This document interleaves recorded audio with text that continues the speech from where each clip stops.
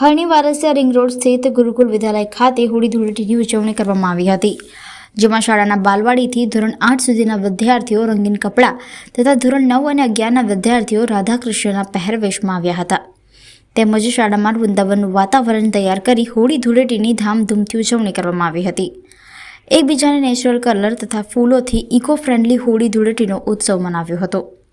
ગુરુકુળ સ્કૂલના પ્રાંગણમાં 700થી વધુ વિદ્યાર્થીઓ સાથે સ્કૂલના આચાર્ય, શિક્ષકગણ તથા શાળા પરિવાર દ્વારા હોળી ધૂળેટીના પર્વની ઉજવણી કરવામાં આવી હતી.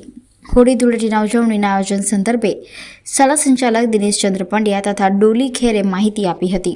હોળીનો તહેવાર એ જીવનમાં રંગોનો તહેવાર છે, જીવનમાં ઉત્સાહ આવે છે. વસંત પંચમીનું આગમન થતાં પ્રકૃતિ પણ ખીલી ઉઠે છે અને બારમ મેળા પણ ખીલી ઉઠે છે.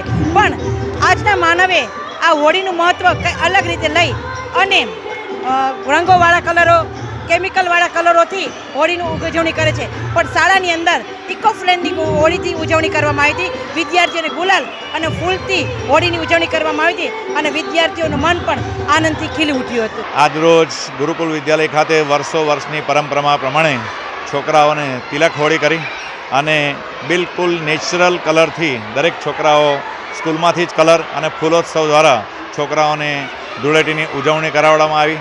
આજે લગભગ 2 શિફ્ટના થઈને 700 છોકરાઓએ બપોરની પાડીના જુદા અને ગુરુકુલ વિદ્યાલય ખાતે રંગોત્સવની ઉજવણી કરવાઈ. છોકરાઓએ મન મૂકીને પોતાના મિત્રો સાથે ધૂળેટી રમી અને આજનો આનંદ લીધો.